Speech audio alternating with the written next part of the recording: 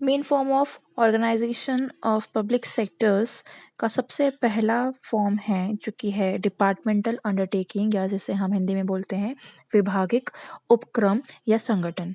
तो departmental undertaking या विभागिक उपक्रम और संगठन क्या होता है वो उसके बारे में हम डिटेल में पढ़ लेते हैं। The enterprise which are organized, controlled and financed by the central government like other government department are called departmental undertaking. ऐसी उपक्रम, ऐसी संस्थाएं, ऐसी एंटरप्राइजेस जो कंट्रोल, ऑर्गेनाइज और फाइनेंस सेंट्रल और स्टेट गवर्नमेंट द्वारा की जाती है, तो ऐसी अंडरटेकिंग को हम डिपार्टमेंटल अंडरटेकिंग बोलते हैं। सार्वजनिक या राजकीय उपक्रम वह स्वरूप है जिस पर सरकार का पूर्ण स्वामित्व रहता है तथा सरकार द्वारा उसका प्रबंध एवं संचालन किया जाता है। तो ऐसे एंटरप्राइजेस जो सरकार द्वारा ऑर्गेनाइज, कंट्रोल और फाइनेंस की जाती है, तो ऐसी एंटरप्राइज डिपार्टमेंटल अंडरटेकिंग कहलाती है। ये सबसे ओल्ड और additional form of public enterprise है, मतलब ये सबसे पुरानी फॉर्म है सार्वजनिक क्षेत्र का। Earning of such department are deposit in the government from the treasury.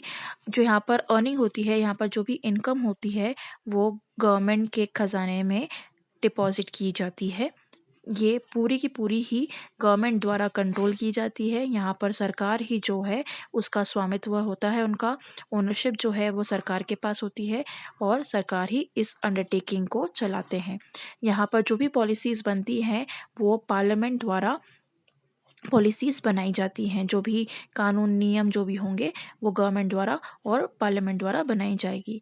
यहाँ पर ये जो डिपार्टमेंट्स हैं, ये जो डिपार्टमेंट अंडरटेकिंग है वो सिविल सर्वेंट द्वारा चलाई जाती है, जैसे कि आईएएस।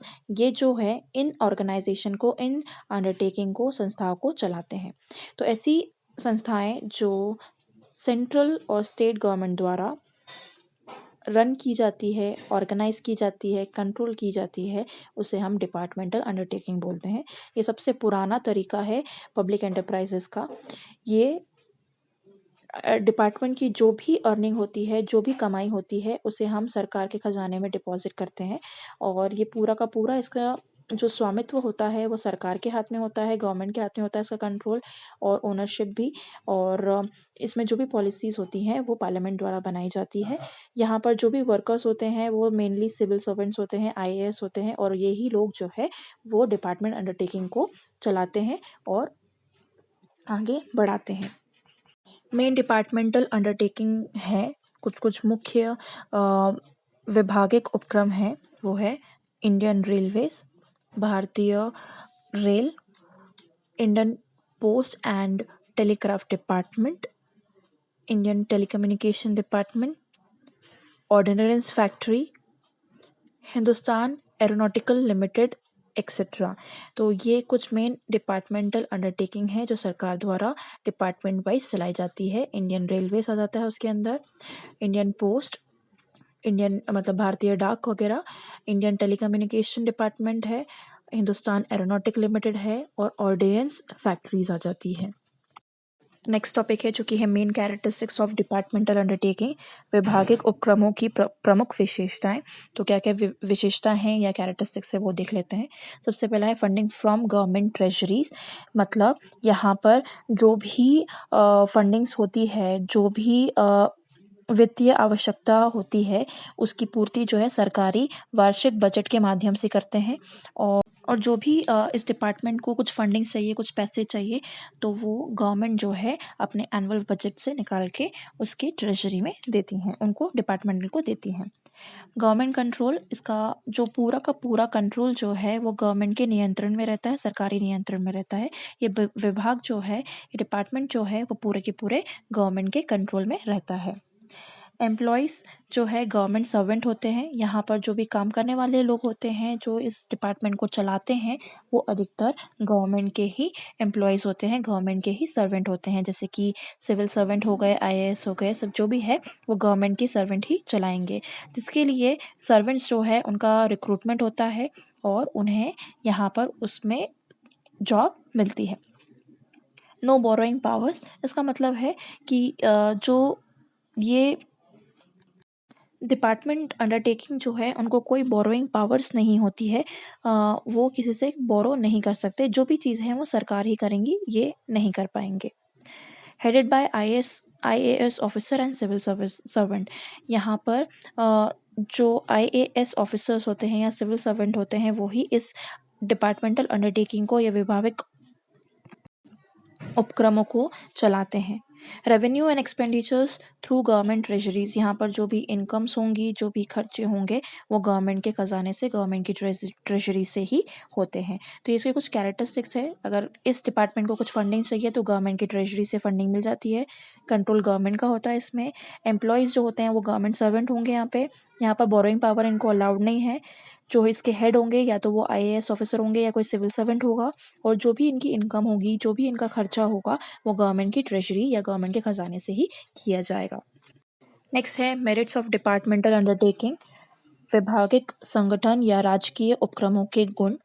इसके क्या क्या मेरिट्स है वो देख लेते हैं। सबसे पहला है control and own by the government. मतलब नियंत्रण और स्वामित्व जो है वो सरकार द्वारा की जाती है।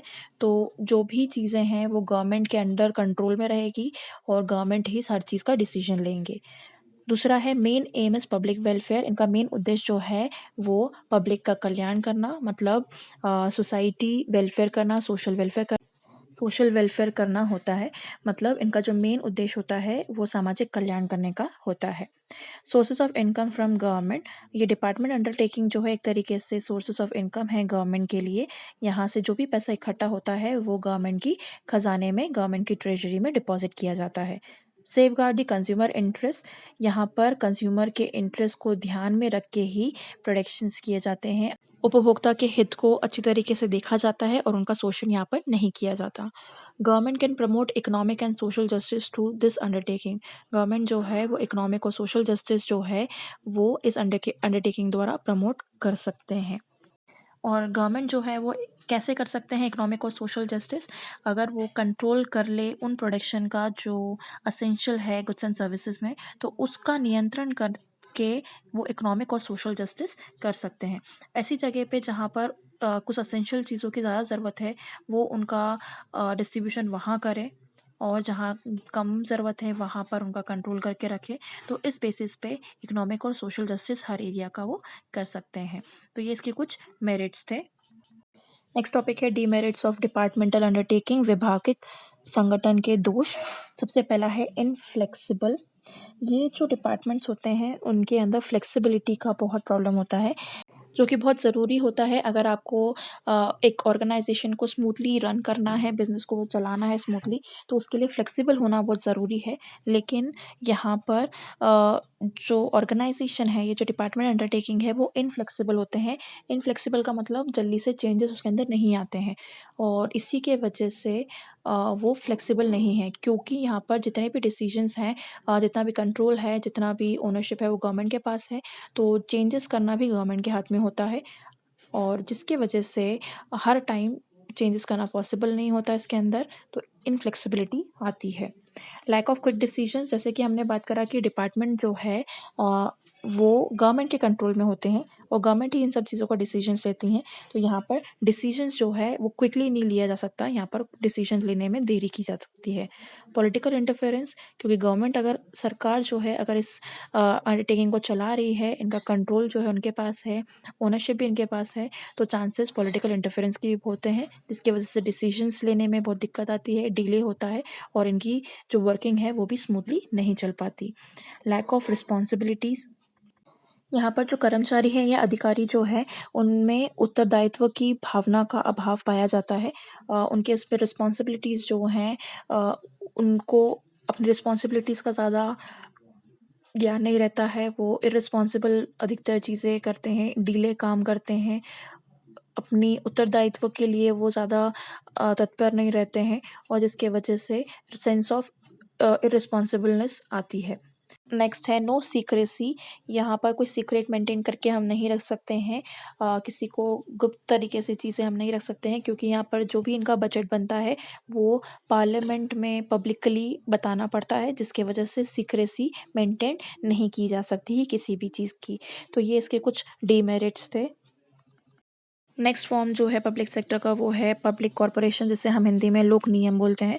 तो लोक नियम का मतलब क्या है वो हम देख लेते हैं। लोक नियम से आशय ऐसे सार्वजनिक उपक्रम से होता है जिस पर सरकारी नियंत्रण तो होता है किंतु व्यावसायिक नीतियों को स्वयं तैयार किया जाता है। मतलब यहाँ पर गवर्नमेंट द्वारा तो इसका संचालन होता है, गवर्नमेंट द्वारा नियंत्रण तो होता है, लेकिन यहाँ पर नीतियाँ स्वयं तैयार की जाती है। स्ट्रैटेजीज जो हैं, रूल्स जो है वो स्वयं तैयार किए जाते हैं। इसकी स्थापना जो है सांसद के विशेष अधिनियम द्वारा की जाती है। इनकी जो एस्टैब्लिशमेंट है, इनका जो स्थापना है वो सांसद के विशेष अधिनियम द्वारा की जाएगी। अधिनियम में इसकी प्रबंध संचालन से संबंधित नियम तथा उपनियमों का उल्लेख रहता है। मतलब इसमें जो भी अधिनियम है उसका जो मैनेजमेंट है, प्रबंध संचालन जो है वो नियमों द्वारा किए जाते हैं। ये नियम जो है लोक कल्याण का ध्यान रखते हुए उत्तरदायित्व की भावना का भी निर्वहन करते हैं। ये जो लोक नियम जो बनते हैं, इसके अंदर जो रूल्स एंड रेगुलेशंस जो बनते हैं वो लोगों के कल्याण को ध्यान में रखते हुए ही बनाए जाते हैं। जैसे कि अगर हम बात करें उदाहरण में, तो सबसे पहला है लाइफ इंश्योरेंस कॉरपोरेशन, जिसे हम भारतीय जीवन बीमा निगम बोलते हैं। फिर उसके बाद है GIC, RBI, state finance corporation, Indian airlines etcetera. तो पब्लिक कॉरपोरेशन ऐसे कॉरपोरेशंस होते हैं, ऐसी सार्वजनिक उपक्रम होते हैं जो सरकार द्वारा ही बनाई जाती हैं। यहाँ पर उनका नियंत्रण होता है, लेकिन यहाँ पर कुछ नीतियाँ जो है तैयार की जाती है। यहाँ पर सांसद में कुछ नियम बनाए जाते हैं और उसी नियम द्वारा ही इसको चलाया जाता है। ये नियम जो है लोक कल्याण को ध्यान में रखते ही बनाए जाते हैं और जिसमें लोगों का हित छुपा हो उसके अकॉर्डिंग ही उसके नियम बनाए जाते हैं। तो उदाहरण के लिए अगर हम देखें, एग्जाम्पल द्वारा हम देखें, तो लाइफ इंश्योरेंस जो है वो पब्लिक कॉरपोरेशन के अंदर आएगी। GIC general insurance corporation, RBI reserve bank of India, state finance corporation और इंडियन एयरलाइंस कॉरपोरेशन इसके अंदर आएंगे। नेक्स्ट टॉपिक है कैरेक्टरिस्टिक्स ऑफ पब्लिक कॉरपोरेशन, लोक निगम की विशेषताएं। सबसे पहला है इसका characteristics, fully own and control by the government. ये पूरा का पूरा सरकार द्वारा कंट्रोल किया जाता है, इसका नियंत्रण जो है सरकार द्वारा किया जाता है। सर्विस मोटिव, इनका मेन उद्देश्य या प्रमुख उद्देश्य सेवा भावना होता है, ना कि लाभ कमाना होता है। Nature of working is commercial, इनका काम करने का तरीका जो है वो कमर्शियल होता है। यहाँ एम्प्लॉयज़ जो होते हैं वो गवर्नमेंट और सिविल सर्वेंट नहीं होते हैं। इनका जो बजट्स और फाइनेंस या अकाउंटिंग जो है वो फ्री फ्रॉम गवर्नमेंट कंट्रोल होती है। मतलब यहाँ पर जो बजट होंगे, उनकी जो वित्त होंगी, जो उनकी लेखाक्रम होंगी, अकाउंटिंग होंगी, उसमें गवर्नमेंट का कंट्रोल नहीं होगा, वो गवर्नमेंट के कंट्रोल के बाहर होती हैं। ये इंडिपेंडेंटली फाइनेंस किए जाते हैं। मतलब अगर उनको कुछ ज़रूरत है पैसों की तो ये अपने फंड्स जो हैं वो बोरो कर सकते हैं गवर्नमेंट से या कुछ पब्लिक से, और अपनी इंडिपेंडेंटली इनको फाइनेंस अरेंज करने का हक होता है। तो ये इनके कुछ कैरेक्टरिस्टिक्स है। सबसे पहला है fully and controlled by government. यहाँ पर इनका जो ओनरशिप है या जो इनका कंट्रोल है वो सरकार द्वारा किया जाता है। हमेशा सर्विस मोटिव के लिए काम करते हैं, सेवा भाव के लिए काम करते हैं। वर्किंग इनका जो है कमर्शियल होता है। यहाँ पर जो एम्प्लॉयज़ है वो गवर्नमेंट के नहीं होते या ना कि सिविल सर्वेंट होते हैं। बजट, फाइनेंस और अकाउंटिंग इनकी जो होती है वो हमेशा गवर्नमेंट के कंट्रोल के बाहर रहती है। और इंडिपेंडेंटली फाइनेंस मतलब ये अपने फाइनेंस को इंडिपेंडेंटली मैनेज करते हैं। अगर इन्हें फंड चाहिए तो ये बोरो कर सकते हैं गवर्नमेंट से या पब्लिक से थ्रू रेवेन्यू या और किसी चीज़ों से। नेक्स्ट है एडवांटेजेस ऑफ पब्लिक कॉरपोरेशंस, लोक नियमों के गुण या लाभ। सबसे पहला है फ्लेक्सिबिलिटी इन वर्किंग। जो लोक नियम है उसमें लोचता का गुण पाया जाता है, ये फ्लेक्सिबल होते हैं। इसका मतलब है कि अगर इनमें कुछ चेंजेस करना है तो ये ईज़िली इसमें चेंजेस कर सकते हैं, फ्लेक्सिबल हैं और एनवायरनमेंट के अकॉर्डिंग चेंजेस हो सकते हैं। नेक्स्ट है फ्री फ्रॉम गवर्नमेंट इंटरफेरेंस। ये जो अंडरटेकिंग है, पब्लिक कॉर्पोरेशंस जो है ये वाला, वो गवर्नमेंट के इंटरफेरेंस से एकदम फ्री है। यहाँ पर जो सरकार है ज़्यादा इंटरफेरेंस या दखल-अंदाज़ी नहीं कर सकते। दे आर ऑटोनॉमस ऑर्गनाइज़ेशन, ये खुद के अकॉर्डिंग चलते हैं, अपने रूल्स एंड रेगुलेशंस, अपनी खुद की पॉलिसीज़, प्रोसीजर्स बनाते हैं और उसके अकॉर्डिंग अपना काम करते हैं। Valuable instrument for economic development, ये बहुत ही एक मुख्य इंस्ट्रूमेंट है जो हमारी इकोनॉमिक डेवलपमेंट के लिए काम आता है। यहाँ बोर्ड ऑफ डायरेक्टर्स जो है वो डिसीजंस लेने के लिए फ्री है और जिसके वजह से उनको रोक-टोक नहीं होती किसी भी डिसीजंस लेने में और उनका जो वर्किंग है वो भी बहुत ईज़िली चल पाता है, एफ़िशिएंट चल पाता है। पब्लिक वेलफेयर, ये जो अंडरटेकिंग है, ये पब्लिक कॉर्पोरेशन जो है वो लोगों के कल्याण के लिए, सोशल सर्विसेज़ के लिए ही काम करते हैं, जिसकी वजह से लोगों का कल्याण होता है, पब्लिक वेलफेयर होता है और पब्लिक का कल्याण कर सकते हैं। तो ये इसके कुछ एडवांटेजेस थे। सबसे पहला है फ्लेक्सिबल, ये फ्लेक्सिबल होते हैं अपने काम में, ईज़िली चेंजेस किया जा सकता है इसके अंदर, मॉडिफ़िकेशन किया जा सकता है, लोचदार होती है इनके अंदर, गवर्नमेंट इंटरफेरेंस इसके अंदर नहीं रहता है, सरकार जो है ज़्यादा हस्तक्षेप नहीं कर पाते। ऑटोनॉमस ऑर्गनाइज़ेशन है, इसका मतलब ये है कि ये जो ऑर्गनाइज़ेशन है वो अपने खुद के नियम, कानून, प्रोसीजर्स बनाते हैं और उसी अकॉर्डिंग ये अपना काम-काज करते हैं। वैल्यूएबल इंस्ट्रूमेंट है हमारे आर्थिक विकास के लिए ये। यहाँ पर जो बोर्ड ऑफ डायरेक्टर्स होते हैं वो उनको फ्रीडम मिलती है, उनके पास फ्रीडम रहती है कि वो नेशनल डिसीजंस ले सकें और इसी फ्रीडम के कारण वो अपनी वर्किंग जो है एफ़िशिएंटली काम कर सकते हैं या वर्किंग जो है एफ़िशिएंटली कर सकते हैं। ये जो है पब्लिक वेलफेयर के लिए काम करते हैं, लोगों के जन कल्याण के लिए काम करते हैं और जिसकी वजह से लोगों का कल्याण होता है, सोशल वेलफेयर होता है। नेक्स्ट टॉपिक है डिसएडवांटेजेस ऑफ पब्लिक कॉर्पोरेशंस, लोक निगम के दोष या सीमाएं। तो सबसे पहला है गवर्नमेंट एंड पॉलिटिकल इंटरफेरेंस। यहाँ पर सरकारी और जो पॉलिटिकल है उनका बहुत ही ज़्यादा हस्तक्षेप किया जाता है, इंटरफेरेंस किया जाता है, जिसके वजह से बहुत ज़्यादा प्रॉब्लम क्रिएट होती है। लैक ऑफ इफ़िशिएंसी, यहाँ पर जो काम है वो कुशलता से नहीं किया जाता है, इसमें एफिशिएंसी नहीं दिखती है। Lack of competitiveness and profit motive, क्योंकि पब्लिक सर्विस के लिए काम करते हैं, पब्लिक वेलफेयर के लिए काम करते हैं, तो यहाँ पर जो प्रॉफिट मोटिव है उसमें उसमें इनका ज़्यादा रोल नहीं होता है क्योंकि ये प्रॉफिट के लिए ना काम करके सोशल वेलफेयर के लिए काम करते हैं। Unsuitable for medium and small business scale, small scale business sorry, ये पब्लिक कॉरपोरेशंस जो हैं या लोक निगम जो है वो मीडियम और स्मॉल बिजनेसेस के लिए सूटेबल नहीं है, ये अधिकतर बड़े बिजनेसेस के लिए सूटेबल है। एक्सप्लॉयटेशंस ऑफ कंज्यूमर, यहाँ पर अधिकतर जो कंज्यूमर हैं, जो उपभोक्ता हैं, उनका शोषण किया जाता है, तो इसके वजह से ही ये इसके कुछ डिसएडवांटेजेस बन जाते हैं। नेक्स्ट फॉर्म है जो कि है गवर्नमेंट कंपनीज, जिसे हम हिंदी में बोलते हैं सरकारी कंपनी। गवर्नमेंट कंपनीज या सरकारी कंपनीज ऐसे ऑर्गेनाइजेशंस होते हैं जिसका 51% पेड अप कैपिटल जो है वो गवर्नमेंट के हाथ में होता है, मतलब 51% जो शेयर कैपिटल है वो कंपनी के हाथ में ना रह के गवर्नमेंट के हाथ में रहता है। किसी कंपनी के आधे से अधिक अंश किसी सरकार के पास हो, वह कंपनी सरकारी कंपनी कहलाती है। तो ऐसी ऑर्गेनाइजेशन, ऐसी कंपनी जिसके आधे से ज़्यादा अंश, आधे से ज़्यादा पेड अप कैपिटल अगर गवर्नमेंट के हाथ में हो, गवर्नमेंट के कंट्रोल में हो, तो वो कंपनीज हमारी गवर्नमेंट कंपनीज या सरकारी कंपनीज कहलाती है। मुख्य सरकारी कंपनी कौन-कौन सी है, मेन गवर्नमेंट कंपनी कौन-कौन सी है, वो हम देख लेते हैं। Indian Oil Corporation, Indian Drugs and Pharmaceutical companies या limited, Hindustan cable limited, Bharat heavy electrical limited जिसे हम BHEL बोलते हैं, Hindustan fertilizers and chemical limited etcetera. तो ये कुछ सरकारी कंपनीज हैं, मुख्य गवर्नमेंट कंपनीज हैं।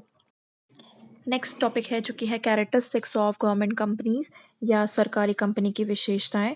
तो सबसे पहले है it is an organization created by Indian company act 1956। सरकारी कंपनी का इनकॉर्पोरेशन कंपनी अधिनियम 1956 के प्रावधान के अधीन होता है। मतलब ये ऑर्गेनाइजेशन जो है उनका जो इनकॉर्पोरेशन है वो कंपनी एक्ट 1956 के अंदर होता है। The company can file a sued in a court of law against any third party and can be sued. Government companies या सरकारी कंपनीज ऐसी कंपनीज होती हैं जो किसी और कंपनी या किसी और थर्ड पार्टी या तीसरे पार्टी के ऊपर केस लगा सकती है या कोई इनके ऊपर केस लगा सकता है। Company can enter into a contract and can acquire property in its own name. Company जो है वो किसी भी कॉन्ट्रैक्ट के अंदर आ सकती है, वो अपने नाम से ही कॉन्ट्रैक्ट कर सकती है किसी के साथ और अपने नाम से ही प्रॉपर्टी खरीद सकती है। It enjoy separate legal entity. मतलब यहाँ पर जो कंपनी है उसकी जो आइडेंटिटी होती है, जिसका जो अस्तित्व होता है वो अलग होता है उनके मेंबर से। कंपनी में जो काम करने वाले लोग हैं उनकी आइडेंटिटी अलग होती है और कंपनी की जो आइडेंटिटी होती है वो अलग होती है। It can raise fund from government as well as from the public. जो गवर्नमेंट कंपनी है, सरकारी कंपनी जो है, वो अपनी फंड जो है अगर उनको पैसा चाहिए, फंडिंग चाहिए, तो वो सरकार द्वारा भी फंड को इकट्ठा कर सकती है या पब्लिक द्वारा, जनता द्वारा भी फंड ले सकती है। तो ये इसके कुछ कैरेक्टरिस्टिक्स थे या विशेषताएं थी। नेक्स्ट टॉपिक है जो कि है मेरिट्स ऑफ गवर्नमेंट कंपनी, जिसे हम हिंदी में बोलते हैं सरकारी कंपनी के गुण या लाभ। तो इनके क्या क्या मेरिट्स है वो हम देख लेते हैं। सबसे पहला है इजी टू एस्टैब्लिश। इसका मतलब ये है कि गवर्नमेंट कंपनी जो है, सरकारी कंपनी जो होती है, उनको एस्टैब्लिश करने में, उनको चालू करने में ज़्यादा दिक्कत नहीं आती, वो बहुत जल्दी ईजिली एस्टैब्लिश हो सकती हैं गवर्नमेंट द्वारा। दूसरा है sufficient freedom in its operation. मतलब सरकारी कंपनी में जो काम करने वाले होते हैं उनको सफिशिएंट आज़ादी दी जाती है, सफिशिएंट फ्रीडम दी जाती है कि वो अपना काम अपने तरीके से कर सके। नेक्स्ट है can have their own rules and regulations. Government companies जो है उनकी खुद के नियम कानून होते हैं और उसी नियम कानून के अकॉर्डिंग वो अपनी कंपनीज को चलाते हैं। नेक्स्ट है free from government and political interference. Government companies जो है वो गवर्नमेंट और पॉलिटिकल इंटरफेरेंस से फ्री रहती है, उसमें ज़्यादा पॉलिटिकल इंटरफेरेंस या दखल अंदाजी नहीं होती है। Separate existence. जो गवर्नमेंट कंपनी है उनकी खुद की एक अलग पहचान होती है, उनकी अलग आइडेंटिटी होती है और वो अलग ही ऑपरेट करते हैं अपना कामकाज। तो ये इसके कुछ मेरिट्स थे। नेक्स्ट है डीमेरिट्स ऑफ गवर्नमेंट कंपनीज। सरकारी कंपनी के दोष। सबसे पहला है ऑब्स्ट्रिकल इन ऑपरेशन। बहुत सारे जो गवर्नमेंट कंपनीज होते हैं उसमें काम करने वाले जो होते हैं, मैनेजर्स होते हैं, वो इनएक्सपीरियंस होते हैं, उनके पास ज़्यादा एक्सपीरियंस नहीं होता, ज़्यादा नॉलेज नहीं होता, तो जिसके वजह से जो कामकाज है उसके अंदर कभी कभी रुकावट आती रहती है, ऑब्स्टिकल्स आते रहते हैं और स्मूथली उनका काम नहीं चल पाता। नेक्स्ट है वर्कर आर केयरलेस।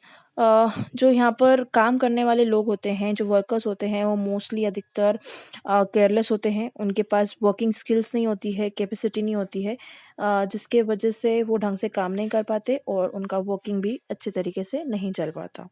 नेक्स्ट है people have less confident in this companies. मतलब है कि जो लोग होते हैं, मतलब जो हम जैसे लोग हैं, उन लोगों को ज़्यादा कॉन्फिडेंट नहीं आता इन कंपनीज़ के अंदर, क्योंकि यहाँ पर जो कामकाज है वो केयरलेसनेस से चलता है, उनके ऑपरेशंस ढंग से हो नहीं पाते, इसलिए पब्लिक को ज़्यादा इन कंपनीज़ पे कॉन्फिडेंट नहीं रहता। नेक्स्ट है government interference affect profit earning capacity. यहाँ पर जो भी चीज़ें होती है अधिकतर वो गवर्नमेंट के द्वारा होती है, तो गवर्नमेंट का अगर इंटरफेरेंस रहता है, उनकी दखलबाजी रहती है, तो उससे प्रॉफिट अर्निंग जो होती है इस कंपनी की, उसमें फ़र्क आता है। वो ज़्यादा से ज़्यादा प्रॉफिट नहीं कमा पाते, क्योंकि अगर किसी का भी इंटरफेरेंस होगा, दखलंदाजी होगी, तो वहाँ पर प्रॉफिट कैपेसिटी में भी दिक्कत आएगी और प्रॉफिट मार्जिन भी कंपनी का कम होगा।